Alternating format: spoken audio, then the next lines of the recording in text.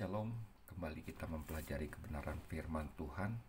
Kali ini kita akan belajar dari surat Paulus kepada jemaat di Tesalonika.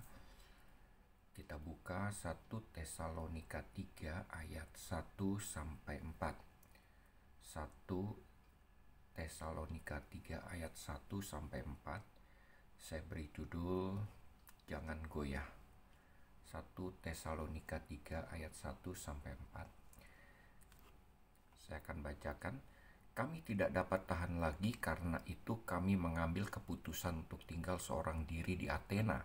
Lalu kami mengirim Timotius, saudara yang bekerja dengan kami untuk Allah dalam pemberitaan Injil Kristus, untuk menguatkan hatimu dan menasihatkan kamu tentang imanmu, supaya jangan ada orang yang goyang imannya karena kesusahan-kesusahan ini.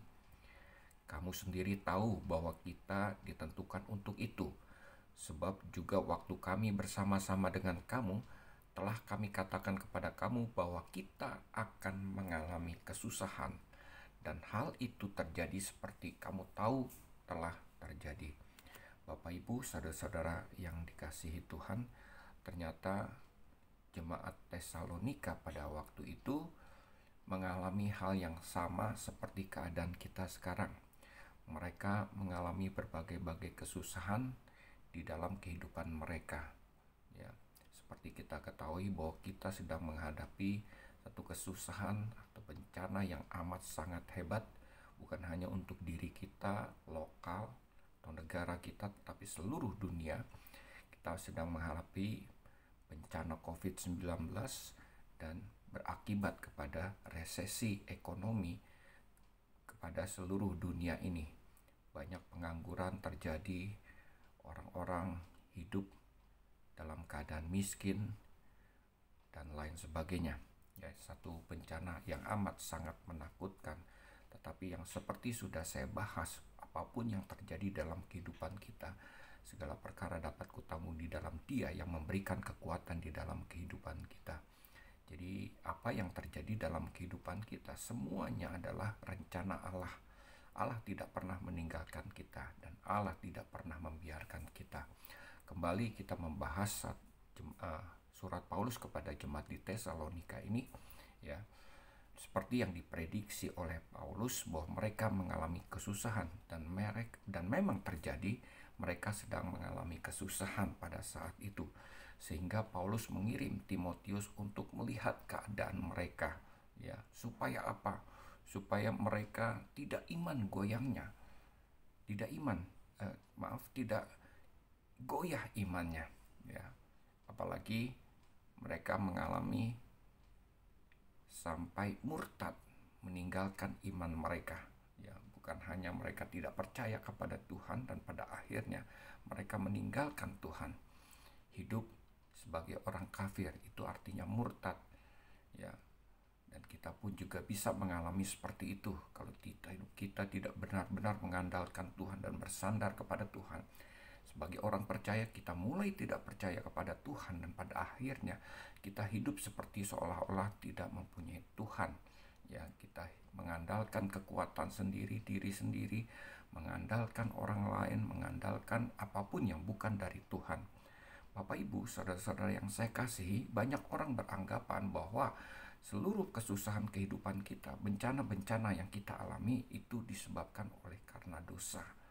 Bapak, Ibu, saya percaya bahwa sama seperti orang percaya lainnya, bahwa bencana-bencana apapun yang terjadi, kesusahan, kesulitan, hadangan di dalam kehidupan kita, itu merupakan datangnya dari Tuhan. Keadaan itu kita alami, keadaan susah, supaya apa? Pertama, supaya benar-benar hidup kita mengandalkan Tuhan dan percaya kepada Tuhan, dan menyerahkan seluruh kehidupan kita kepada Tuhan, dan percaya bahwa Tuhan akan bertindak untuk kita. Semakin bencana, kesusahan itu besar, maka semakin besarlah iman kita kepada Tuhan. Itu yang membuat kita hidup benar-benar bergantung kepada Tuhan, ya. Jadi rencana Tuhanlah yang terjadi di dalam kehidupan kita, dan bukan hanya iman kita dibangun, tetapi karakter kita semakin dibangun oleh Tuhan. Karakter yang membuat kita benar-benar berserah kepada Tuhan dan bergantung kepada Tuhan, kesabaran, dan lain sebagainya. Kita mengalami kasih Tuhan, dan kasih itu bukan hanya sekedar kita alami, tetapi juga kita bagikan kepada orang lain. Bapak Ibu, juga kesusahan-kesusahan yang membuat mereka tidak goyah imannya, apalagi mereka murtad, itu membuat mereka mempunyai kuasa di dalam kehidupan mereka, dalam penderitaan kehidupan mereka, dalam kesusahan kehidupan mereka. Mereka mengalami kuasa Tuhan, hidup sebagai anak-anak Allah. Bapak Ibu, saudara-saudara yang saya kasihi, apa yang dialami oleh jemaat-jemaat di Tesalonika itu membuat mereka semakin percaya kepada Tuhan. Dan pada akhirnya di dalam ayat 6 dikatakan, tetapi sekarang setelah Timotius datang kembali dari kamu dan membawa kabar yang menggembirakan tentang imanmu dan kasihmu, dan bahwa kamu selalu menaruh kenang-kenangan yang baik akan kami dan ingin untuk berjumpa dengan kami seperti kami juga ingin berjumpa dengan kamu. Ya. Jadi setelah mendapat kunjungan dari Timotius, dan Timotius memberi kabar kepada Paulus, apa yang terjadi Bapak Ibu? Didapatinya bahwa iman mereka semakin berkobar, iman mereka semakin diteguhkan, dan terlebih lagi mereka jemaat-jemaat di Tesalonika mempunyai kerinduan untuk bertemu dengan Paulus sebagai bapak rohaninya. Paulus adalah seorang church planter, seorang lasur penanam gereja yang membangun, mengawali kerohanian daripada jemaat-jemaat di Tesalonika ini. Mereka merindukan, ya, mereka bukan marah-marah, ya, tidak mengucap syukur, bahkan mereka mengeluh dengan keadaan ini. Saya jadi orang percaya, apa yang terjadi dengan saya ini adalah akibat dari saya percaya kepada Tuhan. Mereka tidak mengeluh seperti itu, bahkan mereka merindukan kedatangan atau bertemu dengan Paulus. Satu kabar yang amat sangat memberikan sukacita kepada Paulus. Bapak Ibu bayangkan, ya, sebagai seorang guru, sebagai seorang rasul, sebagai seorang penanam gereja pada saat itu, bapak rohani, mereka mendapati anak-anak rohaninya ketika menghadapi kesusahan, mereka merindukan kedatangannya untuk berjumpa dengan bapak rohaninya. Bapak Ibu, saudara-saudara yang saya kasihi, ya, bukan satu keadaan yang membuat Paulus mengalami kesusahan, mengalami penderitaan juga oleh karena keadaan daripada jemaat-jemaat di Tesalonika, ya.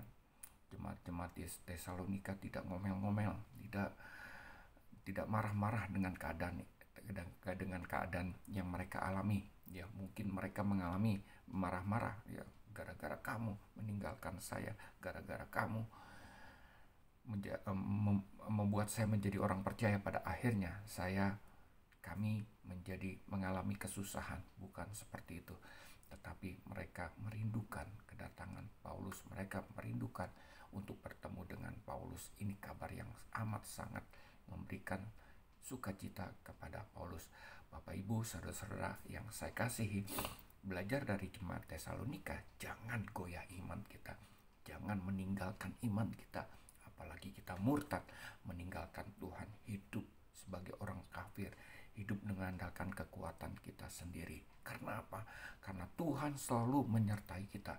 Sekalipun bapak rohani kita jauh daripada Tuhan, sekalipun bapak rohani kita tidak selalu menyertai kehidupan kita, tetapi ada Tuhan yang selalu menyertai kehidupan kita, Tuhan yang menumbuhkan iman kita, Tuhan yang membangun karakter kita, sehingga kita menjadi orang-orang yang kuat dan tangguh di dalam iman, dan membentuk karakter kita sebagai orang percaya yang sejati.